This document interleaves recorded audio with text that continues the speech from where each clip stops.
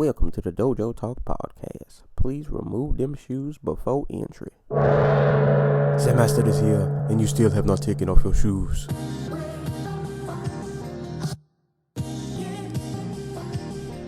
Yeah.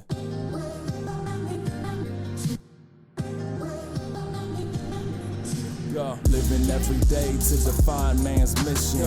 Look into the sky for divine transmission. Deaf man's vision makes the blind man listen. Eyes on the prize, this is blind ambition. Thank you. Blind ambition. Welcome to another episode of the Dojo Talk Podcast. We are on episode 15. I'm your host, Serial Sensei, back again with my co-host, Antaku. What's going on? Not much. How you doing? Pretty good.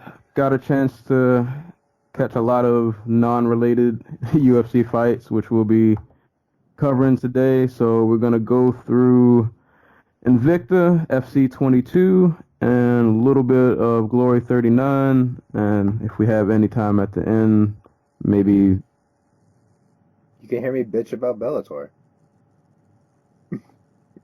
So hopefully we can get to that. Luckily, this Invicta card actually wasn't too long, and No. Glory, only the main card was only a few fights, so we should get through this a bit fast. And then when I want to start, of course, my screen messes up. But anywho, guess we'll just start from the top. Main event, which is a rematch that happened. Was that earlier this year or last year? I can't remember. Here. Last year. So we get the rematch of Tanya Evinger and Yana Kunitskaya. I'm probably saying that wrong. I tried. See, whatever her nickname was. There we go. We'll go with that. We'll go with Foxy. So this was a rematch. The first match ended very controversial. A big referee error, to say the least. Viking was a dumbass. And this, I'll say about the rematch. I'll have to give Foxy her props. I can't say she's a fluke because the way this fight started, excuse me, my voice is like dying on me. She almost locked in a sub, not identical to the first fight, but I think it was like a guillotine that she almost had locked in. Yeah.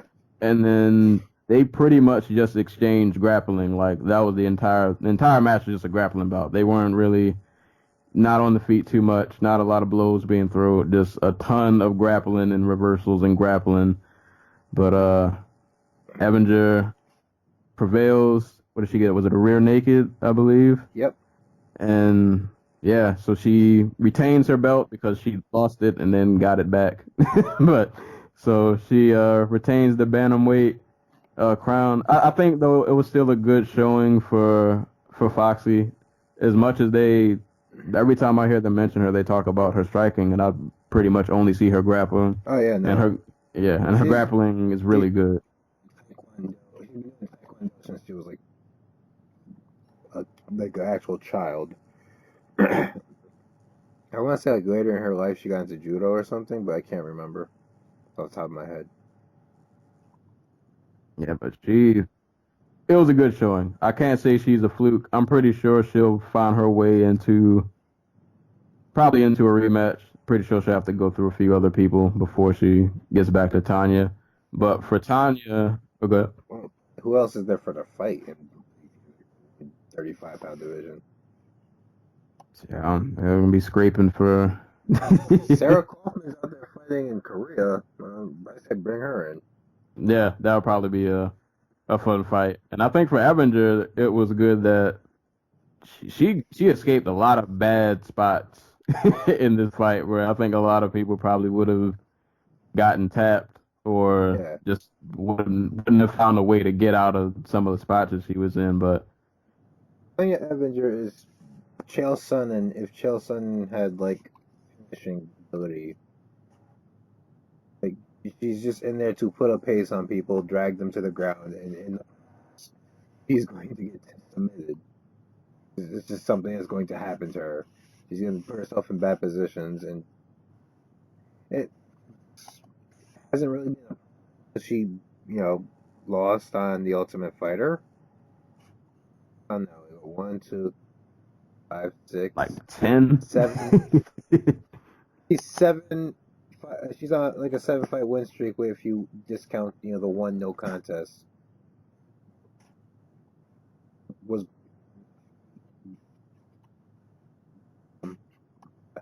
like Tanya Evinger is probably the best female fighter not in the UFC right now.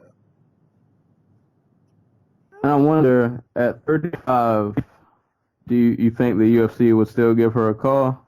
Like, really, her and Sean Shelby just have beef, so it's probably not going to happen. Like, I can't remember when it was, but like at one point she was saying, "I don't care if I ever go to the UFC, I'll stay in Invicta and be or whatever." Yeah. I mean, because when you look at her record, which I Like, never really paid much attention to probably until recently. Like the only people she's lost to have been like elite, yeah, like top names. Porto, Carano, Davis twice, McMahon, and Raquel. Yeah, like Avengers is a top 5 women's bantam, not top 5, top 10 women's bantamweight, and I'd probably pick her over Holly Holm. Right. I would say, and the thing with those losses is like those were back in like 2011. Like, yeah, So yeah, she's gotten way better since all of those fights happened. So yeah, I feel like if they threw her in the UFC, she would shoot straight to the top, probably with no problem. but at the same time, I don't know how much the UFC actually cares about the women's bantamweight division anymore. Now that Misha Tate and Ronda Rousey are gone, like, so do they care? And not even that. It's just WME has their whole thing about where the place where the big fights happen, maybe not the most important fights. So what is Tanya Evinger's worth to them? Like, like Evinger is not the person who's going to get promoted. You know what I mean? Yeah, I'm gonna say they barely promote they barely promote their own current champ. So yeah, they probably wouldn't do her a ton of favors. But yeah, it kind of yeah, she's another She's one of those people that's in that weird spot where it's like she's if too you don't go good. to the UFC, There's no like one what else do to you? fight. Yeah, There is there's nothing else literally, out unless they can get Sarah Kaufman, there is no one else on his roster for her to fight. So just some like crazy Russian girl who's just tearing up that I haven't heard of. So if you want to move that fight and get like one fight there, because like there's only one fight for her. But maybe the UFC doesn't work. Maybe Scott Coker can find something to do with her. Like they run in that area, and Evan just seems to be popular enough there. You know what I mean? Like that there. Yeah. Midwest scene. I guess she's from Missouri. She fights out of St. Louis. Like that's Michael Chandler's backyard. That's where they do their. She's someone who has value to them. I'm not sure how well she meshes with like the Spike TV audience, but she that's probably her best bet, just to go to 145 and try to go fight Julia Budd. Hopefully, we'll see.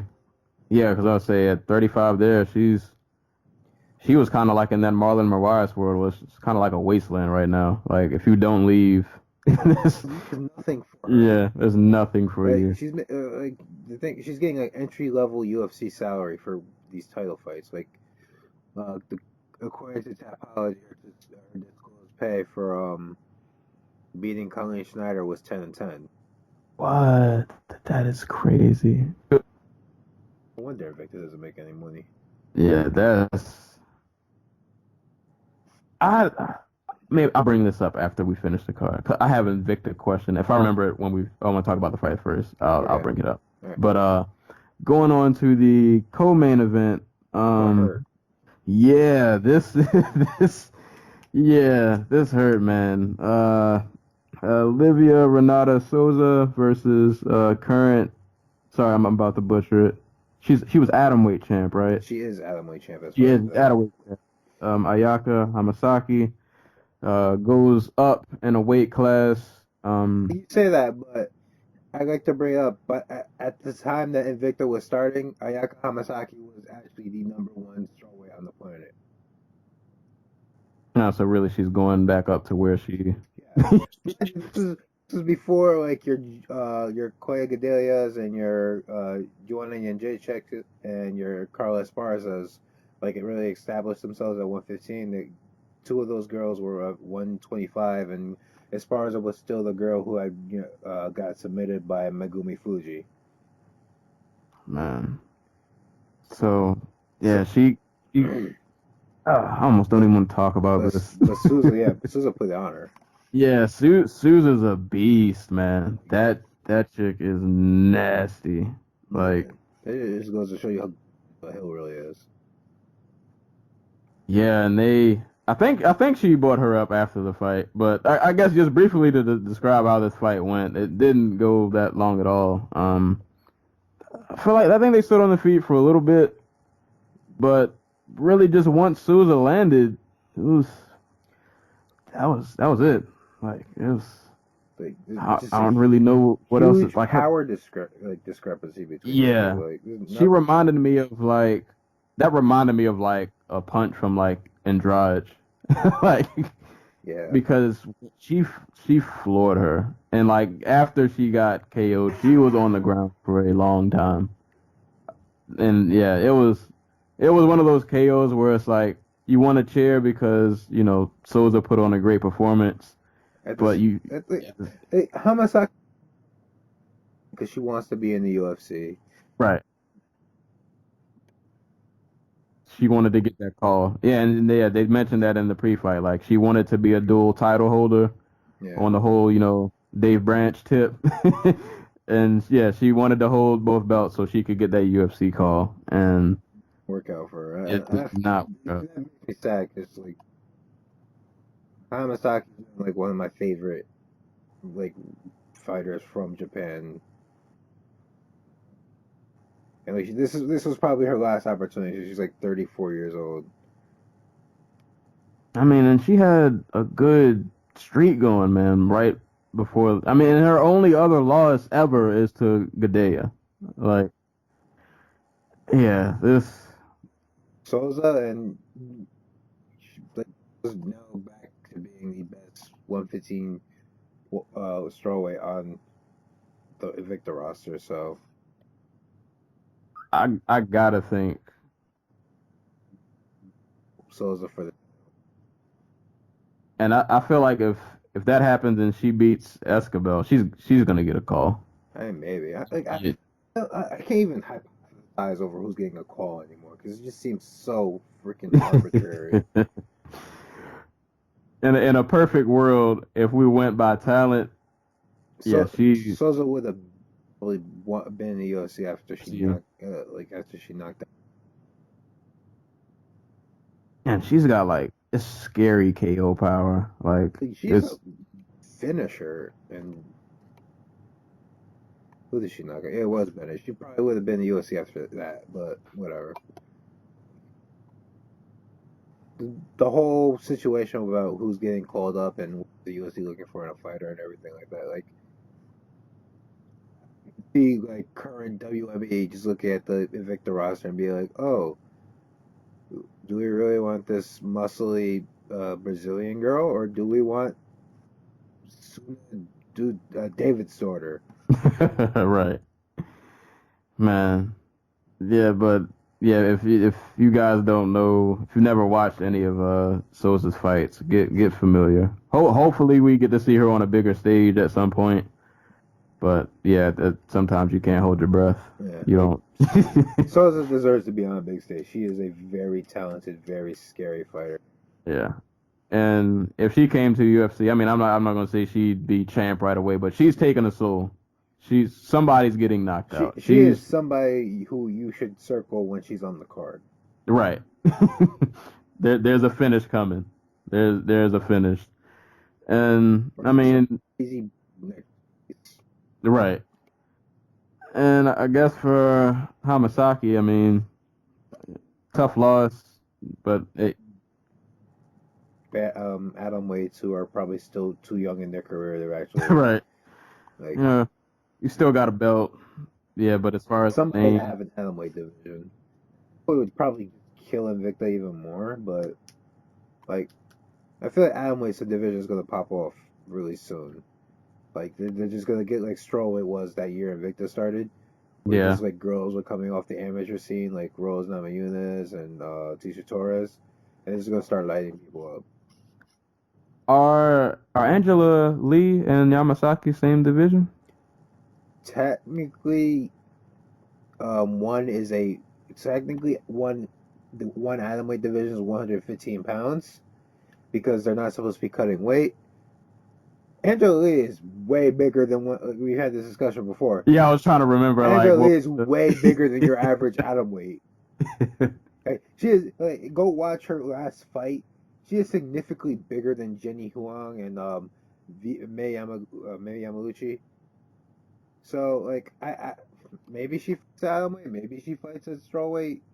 If I, Saki gets a call from, that'd be a good fight. I still think that'd be a good fight.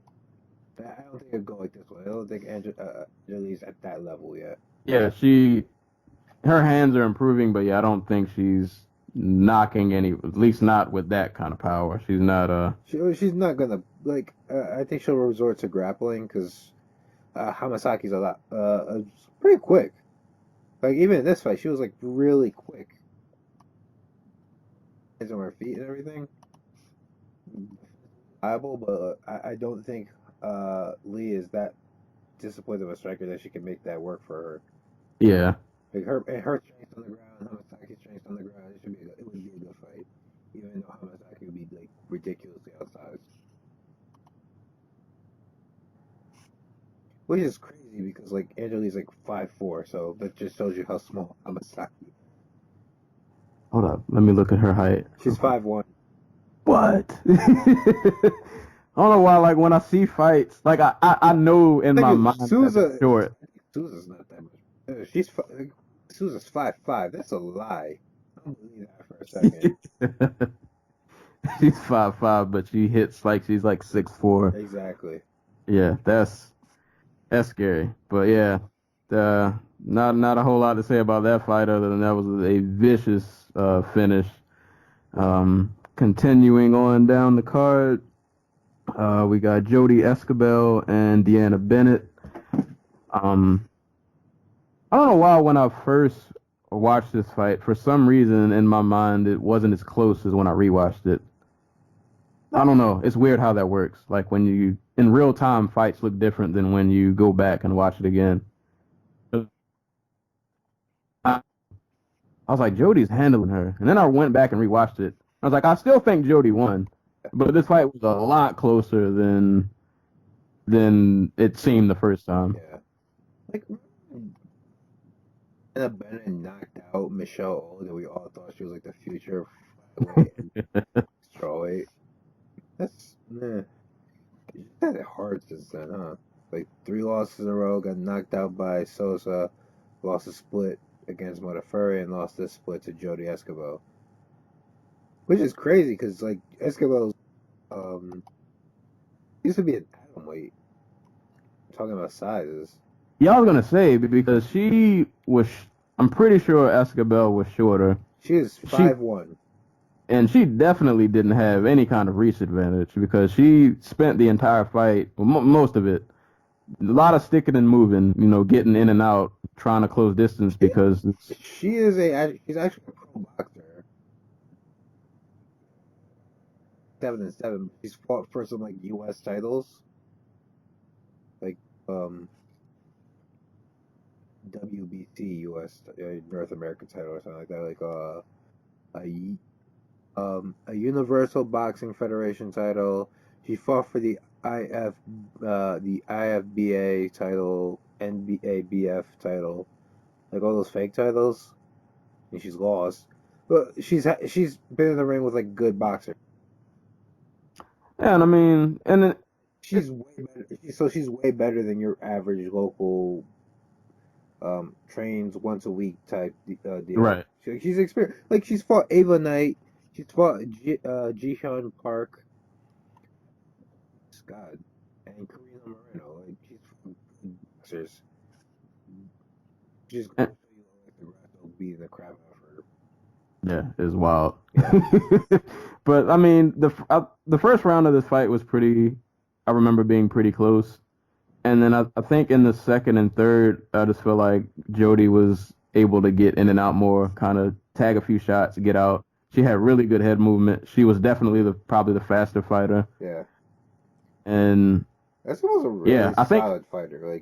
Like, I think her big issue is like size is just going to always plague her because yeah, she's she's too so small. she's too short for 115, but she struggles to make 105, and it hurts her cardio. Like she'll still put And on pace, but like it's just not all there. Like it is when yeah, she's at 115, and I feel bad for that type of fighter. but I mean, her defense. Well, I feel like in this fight, her defense helps her. She has really good like head movement, Yeah. able to evade and get out of the way and not take too much punishment, like unneeded punishment. But yeah, you got to think if she starts fighting people that are just much bigger, which We've seen Evans, so like just straight up legend. And it wasn't and even a remotely close fight.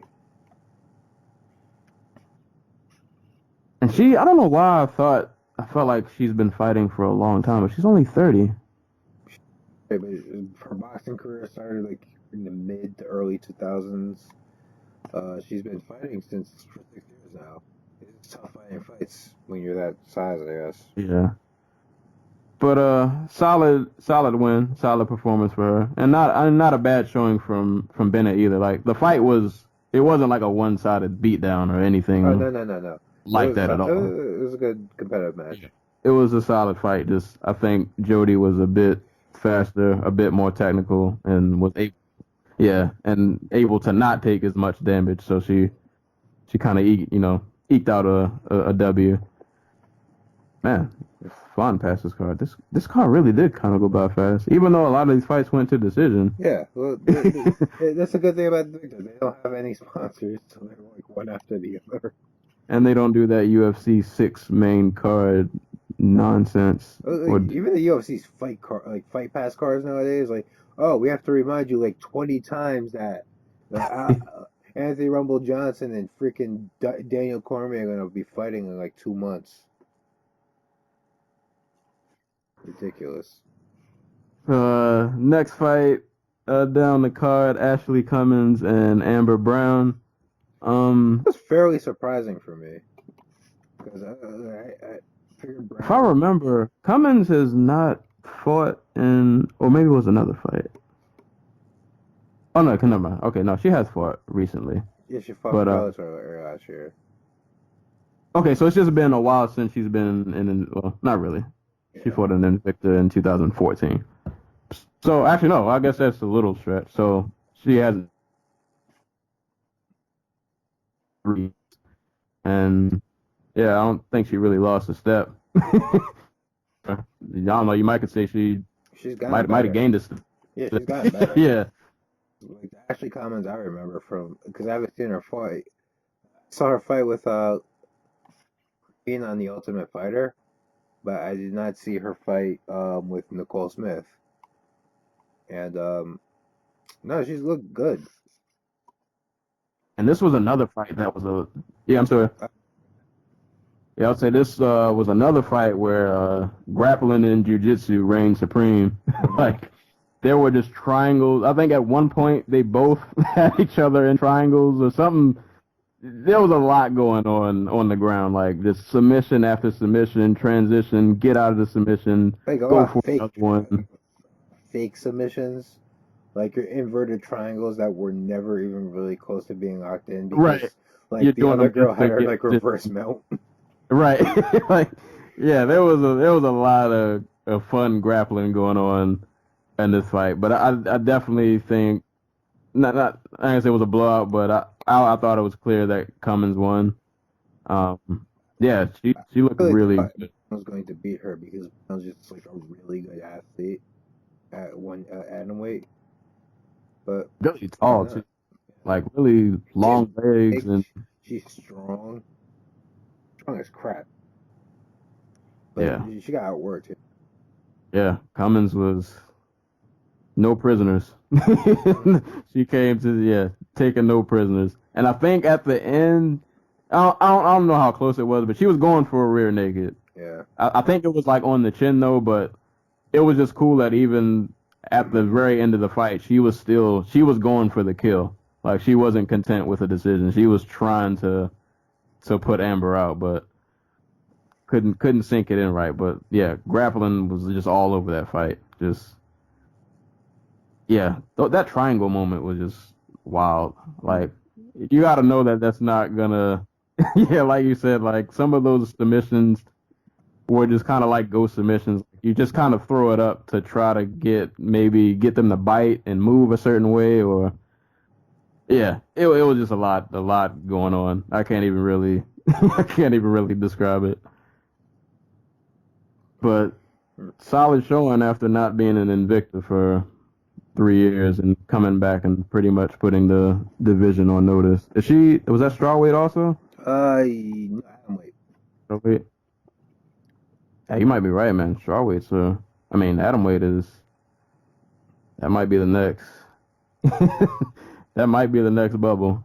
Like yeah, like I think flyweight is currently the second best division in the sport. For women, like strawweight, flyweight, then you can throw in there bantamweight, but atomweight's going to be the division where like all the young girls are, and they're just going to shoot up like the Invicta rankings as soon as they get there. And then eventually the UFC will catch on 3 years late. Or Bellator at this rate. Yeah, I think Bellator will probably beat them to the punch. Like they're building that flyweight division. They haven't taken any talent from. No wait, they took like Colleen Snyder and Sarah D'Alelio, but that's it.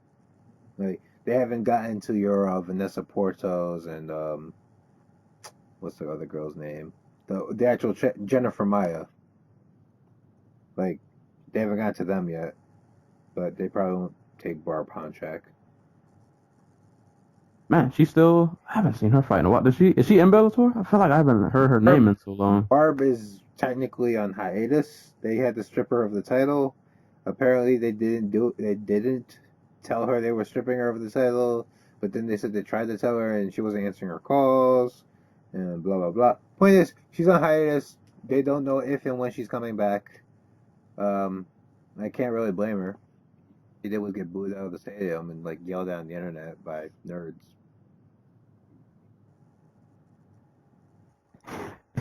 We tried to take your belt, but you didn't pick up your phone. Yeah. But they just took it anyway. That's I don't understand how that even happens. Like Don't answer your phone. Like I hope to see her again. Like, I haven't when you just said her name, I was like, man, yeah, I haven't seen her fight and I can live without seeing Bar Honchak fight ever again. She's very boring. She has a degree. She has a master's degree in ecology and genetics. Well, we'll see. We'll see what happens. Scrolling down to the next fight. Oh, I feel bad because no, this was an awesome fight. This was fight of the night for me. Suna, okay, it's David's daughter, right? Son of daughter. I'm just gonna say David's daughter. Even when the announcers were saying her name, I was still confused. I'm just like, is her dad really David? Right. Versus Mallory Martin. Yeah, this was a nice back and forth. Just yeah. Her has a freaking chin on her. Yeah, because she everything. She got rocked in that first round. I think she caught like a right left combination, and yeah, the legs definitely started to give out, but she hung in there, and then like she came back in the second round. Rocked the crap out of David's daughter just once, and they put David's daughter on like freaking rubber legs. Yeah. And then she went in kill, but yeah. They both really hung in there. Like this was a back and forth, just easily fight of the night. It was a nice war. Yeah, And in the end, David's daughter squeaked out. I don't think it was a split. I think she got a unanimous. Yeah, she got the unanimous decision. But you think you can make an argument for Mallory winning, or you think No. this was defended? No, I think the right girl won. Yeah, I'll go with that. But Because it was definitely 1-1 going into the third. yeah. But I think David's daughter closed out the third pretty strong. Yeah. And probably. We should take away from that fight is both girls can fight their asses off because both came back from just not by momentum swings, but just like actually being really hurt, Right. and they both persevered. And I thought, Martin. yeah, I would say when she fighter, like God, because she literally ate everything with her face. I thought she was done in the first. When that right left landed and that leg started to, Yeah. I thought it was over. But yeah, this was the fight. Was this a prelim or was this main card? It's one long main card. Okay. 'Cause, yeah, this was easily fight of the night. I guess aside from that vicious KO from earlier, this was the other nice slugfest. I don't know what David's daughter and like Martin's ceilings are, but it's like the one is. But if they stick around in Invicta and never make it to UFC, like I was. Yeah, because you know you're gonna see some blood. Yeah, you're gonna see. Yeah. Fighters. Yeah, so shout outs to them. Shout outs to their chins for holding up. This next fight, which did not. Oh, yeah, this was the only other finish on the card. Miranda Maverick and Caitlin Schwartz. Call a holiday. A holiday. Why do they call it Caitlin Schwartz? Why does it say that on the shirt, dog? They're misleading me. Oh yeah, 50 cal. That is her. Yeah. Oh, on shirt, dog, they have her listed as Caitlin Schwartz. I'm gonna assume she got married at some point, and yeah, one of these is just what her actual name is. So I think Maverick did miss weight by like a pretty considerable. She was at 120 or something like that. And they were supposed to have been at. She's only 19 years old, so you know. Yeah, so she's got time to. Well, no, I mean she's probably. Oh, it is Caitlin Schwartz, by the way. She is probably not a strawweight. You know, say if you're missing by 5 pounds, like that's. You're missing by 5 pounds at like 19 years old. It means one of two things: you're not trying,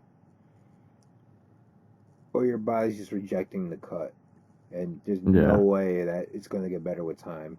Like even as a she did fight at strawweight, but most of her fights were at flyweight. I don't know why she moved down. She's not a small flyweight. I don't know. That whole weight cutting thing is that's always like a hot button. But props to her. She caught a mean body slam. 50 cal definitely gave her like the WWF body slam. But Maverick is someone to watch if she moves up to 125 because Cal Schwartz is a former collegiate wrestler. I want to say she's the girl who fought and Sos, yeah, and took her out in her debut. Yep.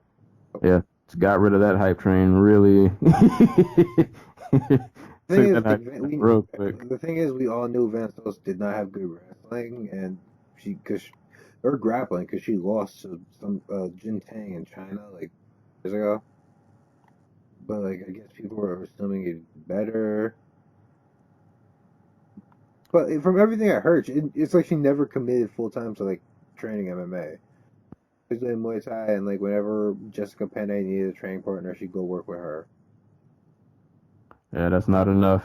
Yeah. Especially against those slams, because she elevated Miranda, like literally off the ground, straight body slam. But shout outs to Miranda, because when she went for that armbar, she did not let go. Like She was fishing. She was trying her heart out to get that armbar. She would not let that go. Like how Schwartz picked her up, threw her down, just ended up helping her turn her over so she can get the belly Right. down. Like, And that extension, her elbow was. yeah. I know she woke up the next day. That couldn't have felt good because her elbow was just like completely extended. But I guess shout outs to her. She didn't tap immediately. She was trying to get out. She was fighting it, but Miranda was just pit bull with the submission attempt. Yeah, that was. Yeah, I mean, at 19 years old, I get it. You got weight issues. I guess you got to figure out. But yeah, her ceiling's probably pretty high if she can get the weight issue figured out and probably get herself in another division that's probably more suitable. So she's not. I'm pretty sure she's probably killing herself trying to get to 115. Yeah, she's lazy. Or that. I try to be an optimist. I try to think the best of people. But hey, Is that the optimist point of view in this one? We're like, oh no, she can make 115, but she so she could be a prospect at 115, but she's really lazy. but then Or I think at when I was 19, I get it. The male and female body are different, but I'm pretty sure if I was 19, I probably would have trouble. I don't think I would want to cut weight either. Yeah, I don't think I would be. Yeah. So yeah, she probably should go up. Wait. small flyweight.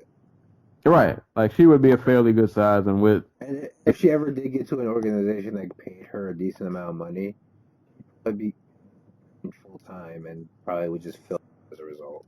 right, and with the skill set that she has, at least from what I've seen, she'll be fine. Yeah. She'll be able to fend for herself. Like I said, at 19, you got a lot of time to figure things out. So yeah, she's definitely someone to keep an eye on. This last fight, which man, I think I only watched this once, so I'm gonna be honest, I don't entirely remember how this fight went.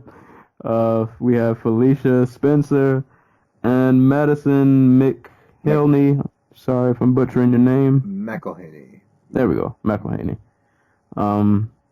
I guess all I can say is Felicia Spencer won by decision. I'm not gonna lie, I don't really remember how this fight went. It was a fun fight between two very raw and experienced fighters.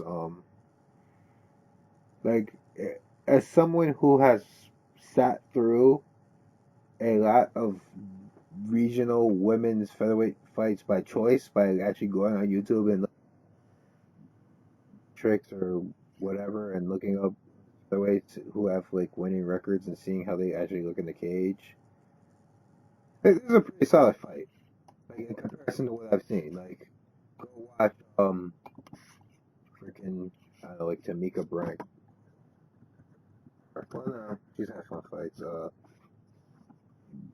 There's a lot of bad women reaction, and this is a step above that from both ladies. You know, so if you want the division to be built to be building to something, it's good to have two women like this in the division. Hopefully, they don't. Spencer doesn't go a whole another year without fighting, like she did this year. I think what else really is there to say about this fight?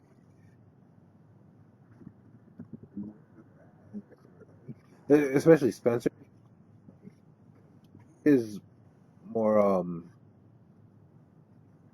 dynamic. Mm. Landing that head kick almost at will. So she was tired. Turned her hip all the way over. She was upstairs. She had like Wonder Boy type angles here, like right over the shoulder, like right on the chin. Just really nice stuff with the boxing. I think McElhaney was touching her up a bit on the feet. Didn't really keep her feet under her. But So it probably just needs to be polished a little and it's more. it's hard because after a certain point, who is she fighting? But like the top women in division, like not Veronica, what's her name? Megan Anderson and Cyborg and Marvelous Conan and well, not Marvelous, but like Julia Budd. Like, there's not a lot there. Yeah. Like there's a woman fight the women female heavyweight boxing champion is fighting this Saturday. What's her name? Alejandra Jimenez. There are 14 people in her division. One of them just retired like 2 weeks ago. The girl she beat for the title. Women's featherweight is kind of like that at this point right now. Oh, yeah, that's not. Oh, I mean, yeah, I guess maybe over time it'll. I hope they do. Yeah, 45 and 35 are both kind of like in this weird spot where, well, maybe not so much 35. 35 still has there's something there. 45 is kind of like I don't know, man. Like, 5 is wasteland. It's women's. is that like That's the what. is that the equivalent of the men's 205? It's women's bantamweight is men's 205. There is no fair comparison to make for women's featherweight. It's men's super heavyweight plus Cyborg, Right. and maybe Julia Budd if you're being generous. Like after a while, he's really bad. Like it's really bad. Like Morgan's just slightly outside like the top 10. And I hope it gets better. Don't get me wrong. Like, it's gonna be good. I want your what's her name?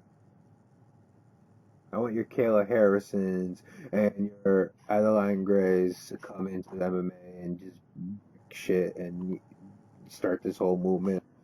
But we can make money fighting in the cage. Like, okay, but we're still ways off.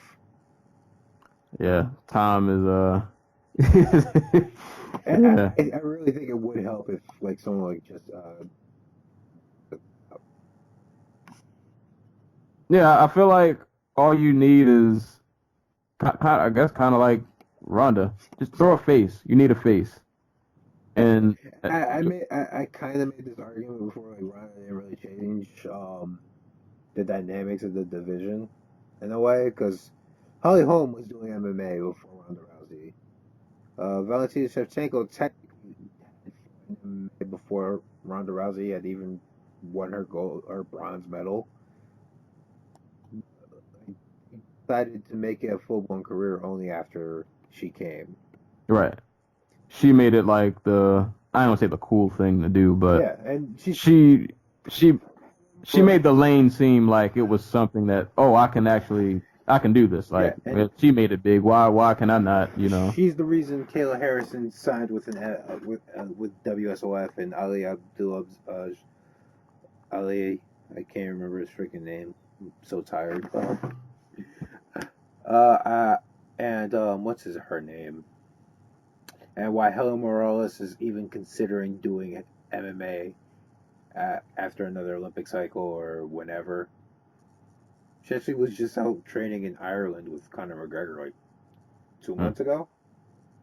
The first U.S. Olympic gold medalist for freestyle wrestling for women. She beat Sari Yoshida for the to do that. So it's probably like the biggest win in U.S. maybe even history. Stopped her from getting her fourth gold medal. Talk about talk about derailment. Yeah. But yeah, I mean, yeah, hopefully. That's why I get excited when I see people like Megan Anderson, because I'm like, all right, there's at least one other face at 45. There's somebody else I can look at. Yeah. But yeah, there's gotta hopefully, yeah, we need more. We need a lot more. I don't want to see this division just be a wasteland of just 135ers who just want to go up and just random people that I don't know. Like, hopefully it settles in and blossoms into something. Like there's some seeds there. Just it might take a little bit for things to start. Honestly, I think a large part of it will come down to the UFC and Bellator just reaching out and to women and gyms reaching out to women and being like, "Hey, like there has to be a local recruiting effort, Right. like To get people interested. you can't just have your your Adeline Grays and your Kayla Harrisons and your I don't know, Jarena Bars of the world just like sitting around, maybe contemplating about doing MMA. You need to go." Man. Yeah, Jarena Barr, man, that chick. Like, Whew. like it sucks that she can't stop a takedown to save her life because she'd be fun to watch at cage. Right. she would destroy a lot of people if she had some takedown defense. But if the UFC and or whoever wants 145 to be a real division, they need to start going to colleges and going to like the women's basketball team and be like, "Hey, you can't make it to the WNBA, but maybe we can put you in another direction." Right. Or maybe you don't want to go play in the WNBA because you play like what 3 months out of the year and you get paid maybe $90,000 max. Why don't you come do MMA where you can make 20 and 20 right out the gate fighting on my like undercard like Julia Budd did? Right. And best case scenario, you become a Ronda. Or like worst case scenario, you can go back to school or whatever. Right. Like Hopefully we'll yeah. and the thing is, they have this type of recruitment effort at heavyweight. Like it's not as serious as what I've laid out, but there's a reason Tyrell Fortune's in MMA right now. The guy who is the heavyweight for Bellator, who's on the prelims, like it's because somebody from the was it Black Zillions or ATT? Somebody from one of those camps went up to him at like a wrestling meet and was like, "Hey, you should get into MMA. I'll come pay you to train at the gym for just a little bit." Or like Francis Ngannou, who literally 5-6 years ago walked up to a gym and was like, "I want to learn martial arts," and they're like, hey, mind you, he was a homeless man at this time, homeless or broke or both or something like that. And the guys was like, "I will pay you to come be in the gym and be big and hit things." and and now he's in the UFC just flatlining people left and right. Like, dude, like there are. I don't want to make it sound trivial, but like there are girls who I went to like who were at like the high school, like down the street from me, who are way better athletes than some of the girls who make it to the UFC who started MMA at the same age. Right. Like the talent pool is very, very small. Like even for women's strawweight in comparison to like men, and it's in part because participation in sports isn't really something, and especially combat sports, like is something that's not really pushed heavily among girls. Yeah. And out of people who are athletes in high school, like nobody's thinking of MMA as a career. You're either thinking basketball, football, soccer, baseball. Well, even with that, like we don't even get those like the guys like Matt Mitrione for women because they stopped playing sports before, like in high school or even before that, because like there's no money in it.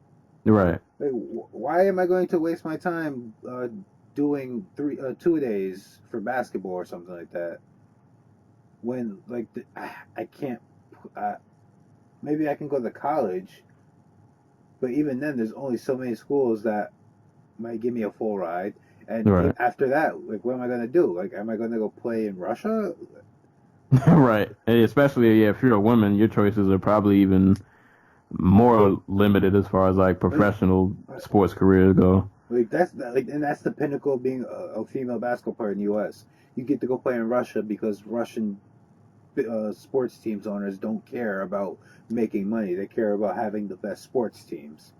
So they'll pay $1 million for like, so like a team in China will pay like $1 million for what's her name? God, crap, what's her name? The tall girl. Brittany Grimes. Brittany Griner. Yeah. Ground. Yeah. Brittany Griner. She gets paid $1 million to go play in China. Like I Probably can't. out there. That's not even fair. I'm thinking of like the size disparity. Like yeah, like she play and mind you, she plays on a team with like 2 other WNBA All Stars. And she's probably just dunking on people just Yeah. ruthlessly. Just yeah. Hopefully though. Yeah. Hopefully So 45. if you're in the UFC or you are Bellator or you are even like just a big size American gym, go push like a girls high school wrestling team. Like ATT, go sponsor like your local girls high school wrestling tournaments. Like host those shits. Like do something like that. Get these girls in the door. You know what I mean? Yeah. Yeah. That would say need. And once one person opens the floodgate, like the rest will just fall into place. But yeah, it's gotta be that first initial push that.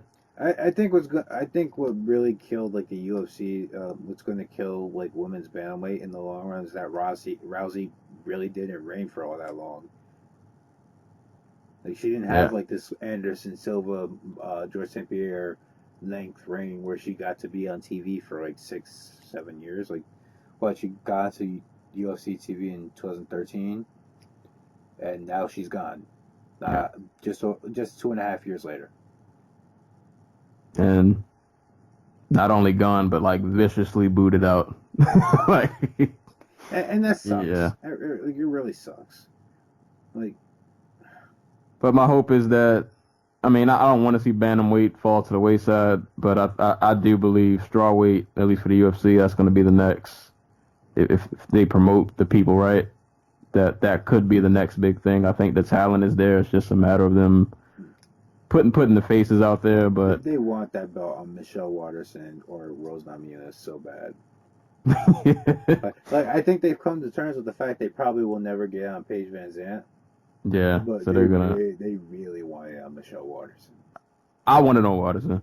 I do. I'm not sold on Paige, but no disrespect to Paige, but I think Waterson can make it to a title shot. If she'll win, yet to be seen. But I think she's got the skill set to to do it. But she's so small. But then, I can't see her. I can't see her being like Andrade or yeah, that's where or I Johanna. think.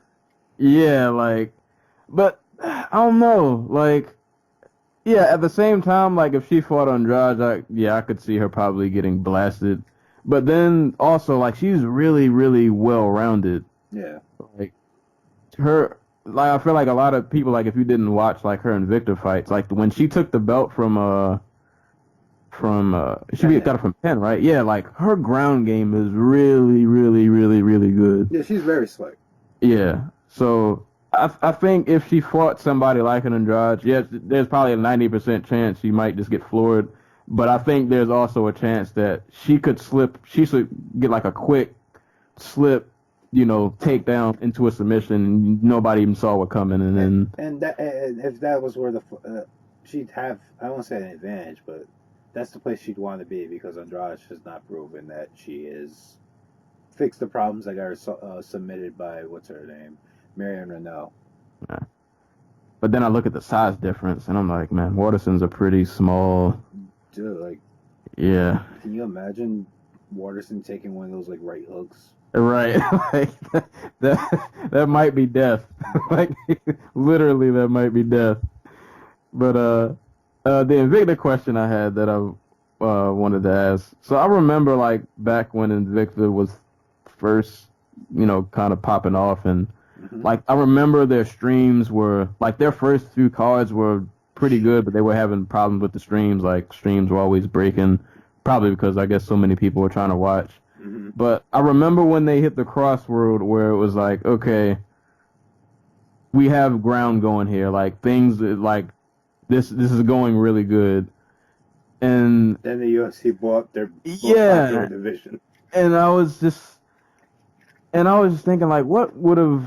I guess kind of just what if they just wouldn't have done the whole UFC bout and just kind of stayed on their own? Cause I think I remember, I could be wrong, it's been so long, but I thought like at one point they were gonna try to get on like Showtime or They were there was trying. some. They were trying. Yeah, Like, so, like, I guess the real question is, imagine if they had waited until like the streaming boom.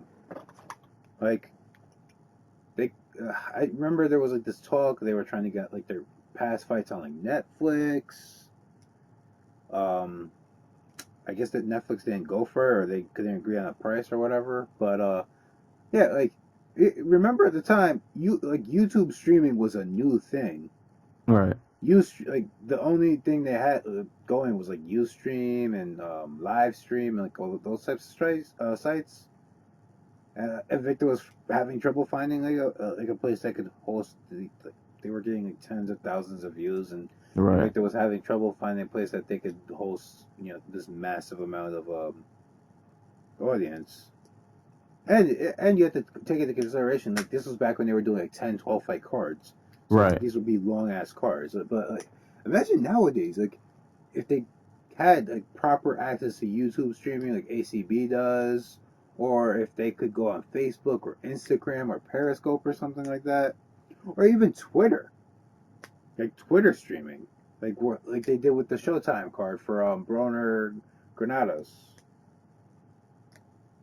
Like, Yeah, they. But I I guess. really think Shannon Knapp is just very upset that she sold the rights to Invictus Library to the UFC. I don't know when their deal is up or anything like Yeah, that. that's all. That was my next question. Like when that deal is up, I gotta think. I mean, I get it. You're under the UFC. Their name. That's a good banner to be under. But I think they could have done something really big had they kind of just found their own route. Like if they had just like 2 years, they were 2 years removed from having not maybe a sustainable streaming service, like in terms of making money. I don't know. Again, I don't know what the UFC bought their rights for, but I can't imagine it was a lot. Like this huge 6-figure, 7-figure deal or whatever. But yeah, it really does suck for them. Yeah. And I'm curious what they're gonna do with this boxing promotion Shan Knapp's talking about, Invicta Boxing, especially now. And it's funny that they chose now to do it. Now that Showtime and HBO are putting on women's bouts, and Taylor's lighting it up over in the UK, fighting on the undercard for every big British fight. So if they had gotten into this racket like a year ago, they'd have their own audience and everything like that. Now your Carissa Shields and your Marlon Esparzas and I can't even think your Heather Hardys and Amanda Serrano's. They they might not be like 100% all in on them, but like they have other avenues to explore, and now there's more competition. So who knows? We're gonna. All I know is we're gonna see Jodie Escobar fight somebody for a title. You know. I think this is her way of just trying to get her girls more paydays. Like they're gonna have their fighters that come from a striking background try to do the boxing thing. Boxing thing, yeah. I mean, I want to look that up too. I gotta look, maybe try to find an article about like when the UFC bought them out to see like how long that deal was, if that's out there. I doubt it. Those things Yeah. are normally ironclad, but Yeah. I hope. And then I feel like at this point though, it might be too late. Like I don't want to say they're stuck, but they've been relegated to regional promotion. Like yeah, and they were never not a regional promotion. They were never not a niche promotion. Even back when they had when they had Sarah Kaufman and Sarah McMahon and Alexis Davis fighting the main event with like your Tisha Torres and your Rose Namajunas right. and like the co-main event or whatever, or the prelims or whatever. I will say I don't think their while their niche is probably growing smaller, I don't think the quality, I guess, has gone down significantly because, like I said, like Tisha Torres and Beck Rawlings and Rose Namajunas, they were like all those girls were really early in their career. Right. Like, they're still getting better. Like they're all not even 5 years into the career. So like the girls we're seeing today just suffer from the fact that there is an established hierarchy right now. That did not exist pre-Invicta, pre-Tough 20. Right. Ah.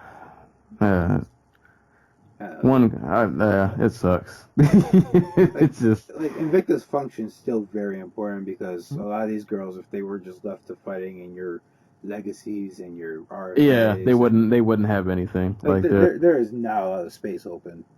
Yeah. So yeah, Invicta is definitely like crazy important for women's And MMA. I have to figure like the UFC sees some sort of value in them because I don't think the regional promotions are there to entice hardcore fans. I think they're there to entice the fighters' families. There's probably a little mix of both. Like, I mean, yeah, but like, Invicta didn't bring Suna David's daughter in because they thought like she would. Uh, they probably had a deal with IMF, the freaking International Mixed Martial Arts Federation or whatever it's called. But I think the UFC sees value in having a promotion like Invicta that can have Sina Davis starter promote Fight Pass to like her 100 fans on Facebook. Right. And if she can get like 100 people to sign up for 1 month to see her fight. Or even 50 people. That's I was saying I think they mentioned during her fight that she was on TV in yeah, I forgot exactly. what country she's from. Yeah, like she was on TV in her native country. So like, Ayaka Hamasaki has something like 4,300 Facebook friends. If 100 of them sign up to watch her fight from Japan, that's an extra what, $1,000? right. And how many of them stick with the service? Or how many of them realize, Daniel Cormier and Rumble Johnson are fighting in April. Maybe I'll watch that. Right, because I've seen this commercial 30 times. Exactly. So like, maybe that's part of the reasoning for having all these promotions. And having your promotions like Alaska Fighting Championship. Oh boy, the GOAT promotion. Dude, when you're just like when you come straight up out the womb and you're cage side immediately. That, all Alaska really has is like that day they play basketball for 24 hours because the sun doesn't go down, and Alaska Fighting Championships, and Sarah Palin. So like, what the? Of course they're gonna go watch fights. Oh boy. Oh man, I wanted to know what time we were on. I accidentally hit pause on my timer, and I paused at 37 minutes, and I feel like that was 37 minutes ago. So, I don't know how long we've I been. think we've been on this Invicta car for like an hour. Yeah. Stop talking about the minutes ago, but still, start hang ups with MMA world right now. I guess real quick, because I'm on a bit of a time crunch. I do want to give a shout out to at least the Glory card. Yes. Because the fights that I did see, I didn't get a chance to watch a lot of the super fights, minus the Sidachev fight, which that knee was, yeah. Knee to the body, just shut the lights out, man. Sidachev is, it's not a guy I would be happy to fight if I found out he was next. Yeah, that's that's not somebody I'm trying to see. Salvador wasn't even doing all that bad. I think I had like 2-1 going to the fourth, and then he just was forced to quit. Yeah, because that knee just freaking took him out. It took everything out of him. Yeah. The Gregorians, who are not related at all, it turns out, Haru and Marat, they did great. Especially Marat, he got that leg kick TKO. They had this Chinese kid, Meng Qinghao. Meng Qinghao. Freaking, they were hyping him up. You know, Gory's first ever Chinese fighter. He was alright. He won a split decision over this other dude, Kilian Maloon of France. He's only 19 years old. He's not like one of the top kickboxers in China, which China has a surprisingly, no, not surprisingly, but they have a very good pool of kickboxers. Sanda fighters, wushu. So, watch Kunlun fights, everybody. Yeah, I actually have watched one of their. I don't remember how I watched it because I feel like the time zone difference was crazy. Yeah, that one Kunun fight I did see was actually like every fight was. Dude, they are really fun cards, and Yeah, like they have some really talented fighters, even in the yeah. MMA parts of them. I think the only other prelim I saw, Tajani Betsadi. I Mestada, think yep. that's his name. He knocked this dude down 3 times in the second round, got the fight Yeah. over. So that was a pretty awesome. Yeah, there was a lot of action on this card. I guess to quickly breeze through the main card, welterweight champ Cedric Doumbé successfully beat Yohan Kongolo, which I can't remember if it's their second or third time fighting. I think it's second. Yeah, I'm probably wrong. I don't know. yeah, Cedric he put the moves on him. I like watching him fight. He's a character. I saw the one gif of I think it was Congo throwing like a head kick and Doumbé just leaning back against the ropes and styling on him. Yeah, like he's one of those guys, but he backs it up though. Like he's a good fighter, Yeah. so I don't mind the showboating when you can actually fight. So yeah, and I mean anybody who beats Nikki Holskin, I have to respect because Nikki was that guy for a long time. uh, the other Thai fighter. Oh, this name Pech Mang. Oh God, I can't do this. I don't know how to say his last name. Pitch Pano, I'm wrong. Kayak Mukau. Gentlemen, and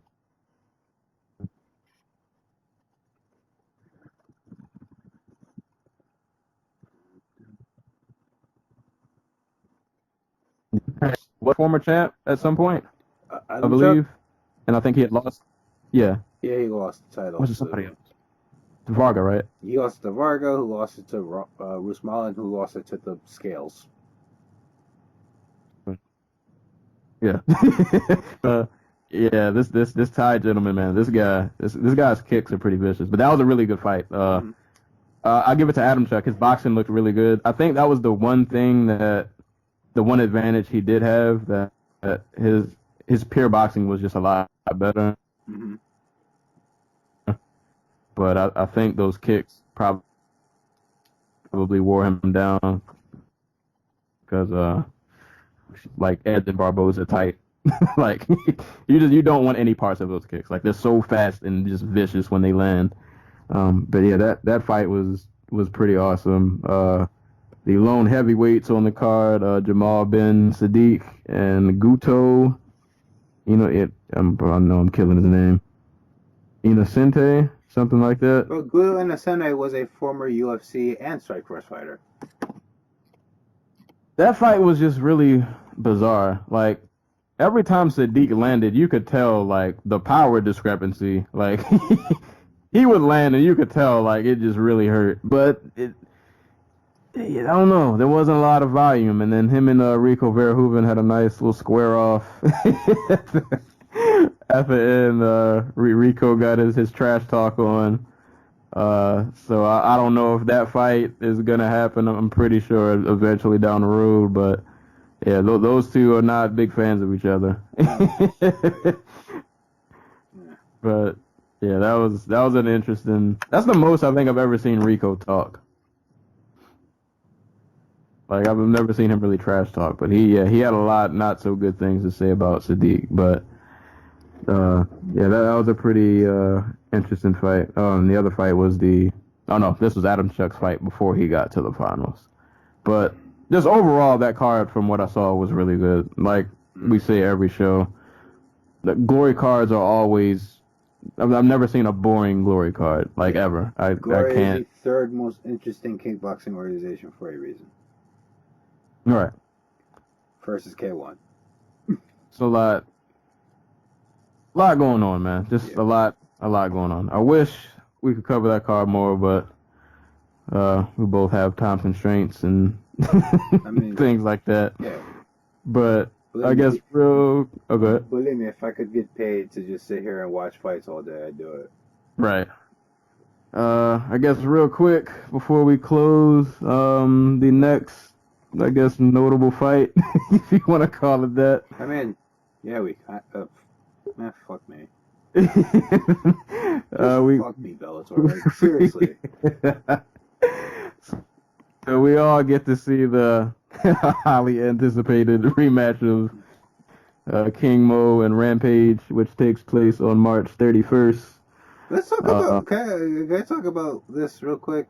Freaking Yeah, Bellator go 175 and 6 with like some of the worst headliners in just the history of the sport.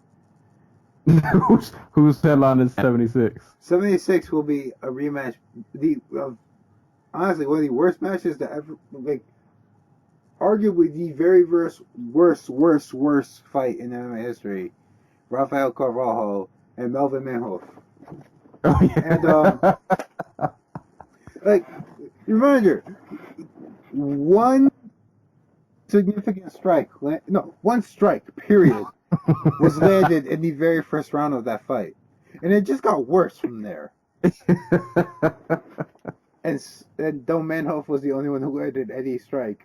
Who was he is also the only one. He also lost that round. So I don't know. Just like Bellator, fuck you. Yeah. All this good shit, but you still give me this shit. Like, I feel like at this point, like I shouldn't even be surprised, but still, when it happens, it's just like, really, and the like, co-main event is a women's catchweight fight between Anastasia Yankova and Elena Kalyanidou. Elena Kalyanidou is a like 17, 16, 18-year-old girl from Greece. And her Bellator debut, running from Sinead Kavanagh because Kavanagh was beating her around the cage because she was significantly bigger than her. Because again, Elena is like 17 years old. Stasiankova, like, she looked not good in her last fight, but she's still technically like a Muay Thai slash kickboxing expert with years and years of experience. right.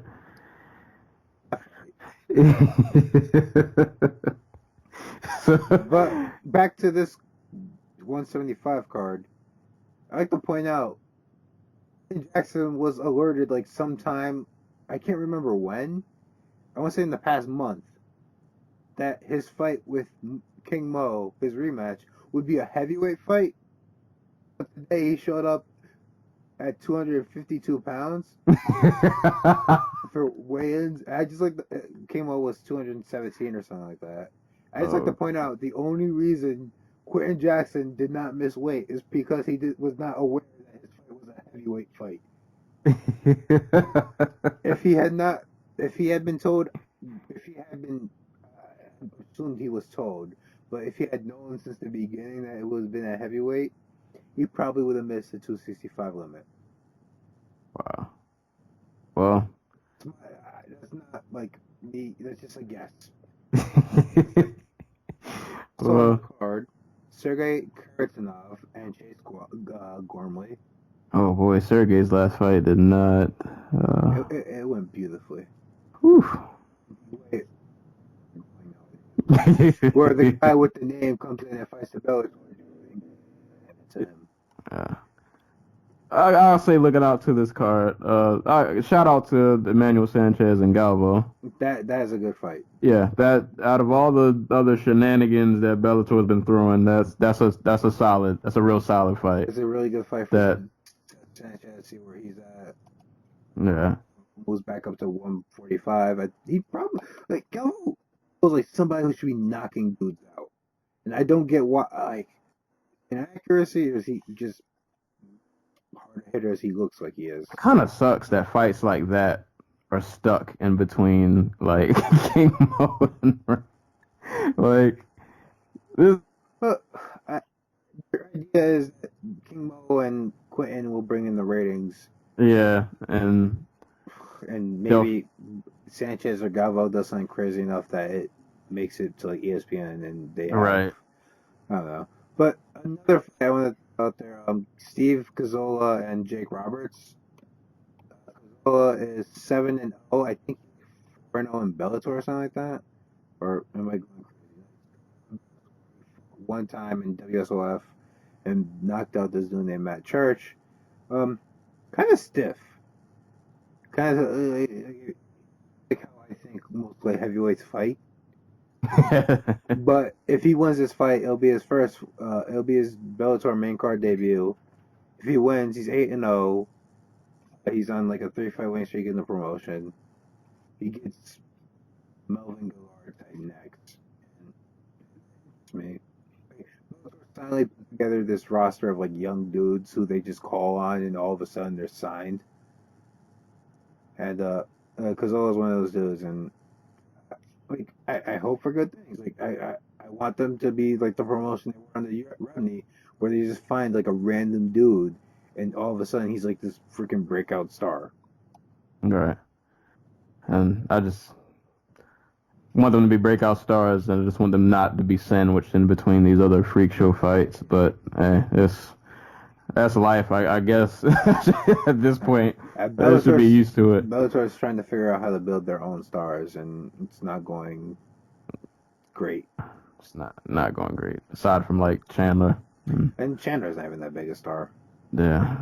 He gets to be in the Dave and Buster commercials. Yeah, that's something. Yeah, right. That's something. He's trying. If you've been to Dave and Buster's, you might have seen Michael Chandler's face. But you might have been at autograph signing and not even known it. Oh, and King Mo's in those too, right? He's in those. King Mo's in them. Some other dudes in them whose name escapes me. Crap. Wait, no, I know this. Is it Brendan Ward? Is Brendan Ward in one of them? I was gonna say Dave Rickles. I don't even know why. I know he's not. I was just gonna throw it out there. Yeah, I don't think I saw Dave Rickles caveman beard in any of those. He should be. Bobby Lashley. Okay, yeah, he was. Yeah, because him and Chandler were in like the same. Thompson. That's what I was thinking about. Josh Thompson. Okay, I mean, they're trying. Like I guess.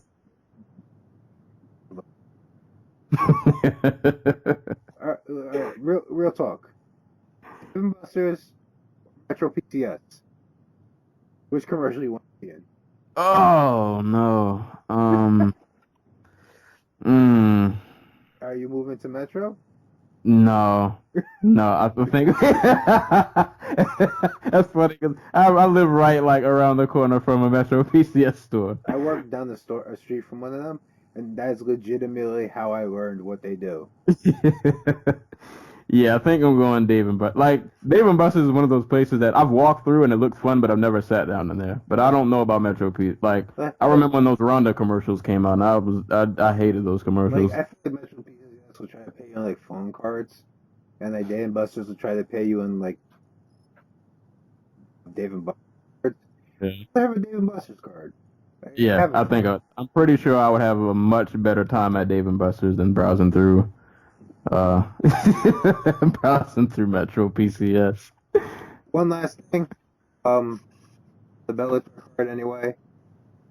On the prelims, there's a fight between Nate Williams and this dude Manny Vasquez. Manny Vasquez is a dude who freaking Cody eat. Was it Cody or was it Tyler? Let me look this up real quick. It was Cody. Cody East stole his spot as looking for a fight. Because Dana White loves his heavyweights, and Cody is a terrible person and should never been in that position in the first place.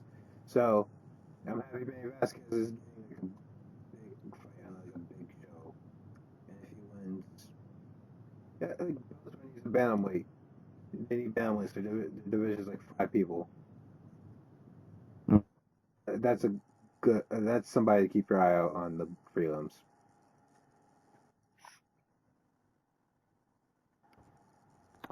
Well,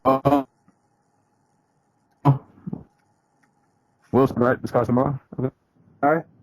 So, this card's tomorrow, right? Oh God, yeah.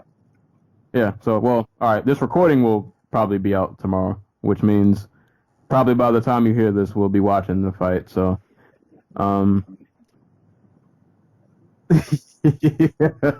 So, I guess because the UFC is on a bit of a hiatus until like April something. So I guess yeah. So for better or worse, I guess we'll talk about this. Hopefully, I should. Yeah, I think I'll get home pretty early tomorrow, so I should. I might not catch the whole card because I gotta work early Saturday, but I'll get around to catching the fights that at least mattered. So we'll probably be back and we'll break this down for better or worse. Like, and there are other good fights this weekend. Like, don't be down. Then your UFC is page 82, Fight Night 62, um, which is free on YouTube. So go watch that. Uh, Zambian boxer Catherine Fury is going down to Mexico to fight Jessica Barbie Juarez on the same card that Alejandro Jimenez will defend her heavyweight title. And Jessica Gonzalez. There's like there's fun stuff out there, people. Marco Huck is fighting. Oh God, I forget this dude's name. Bradis, who is basically if Fabio Maldonado was like a decent boxer. Well, I might have to check one of those out because I'm not gonna lie, I'm not this Bellator card. I mean, there's some fights I want to look at, but overall, as a whole, I'm not. But the best fight of this weekend's on the Fight Night card. The main event is between Sergey Pavlovich and Mikhail. I can't even pronounce his last name. Wait, did they change? Am I crazy? Did they change? Oh no, that's today's card. Wait, no, that's tomorrow's card. What the heck? Oh, they canceled the main fight. Wow. Damn it! And the weekend's ruined. Mikhail Maknatin, whatever, canceled the fight because Pavlovich, due to Pavlovich, I don't know. They won't say. It doesn't say. Screw this. Screw this. Well, I guess that'll do it for today's show. As always, when people are getting kicked in or punched in the face, we'll be there to talk about it. So hopefully we'll be back next week. We'll break down some more fights. And yeah, thank you guys for listening and checking us out and on YouTube or SoundCloud. And until next time, we will catch you guys later.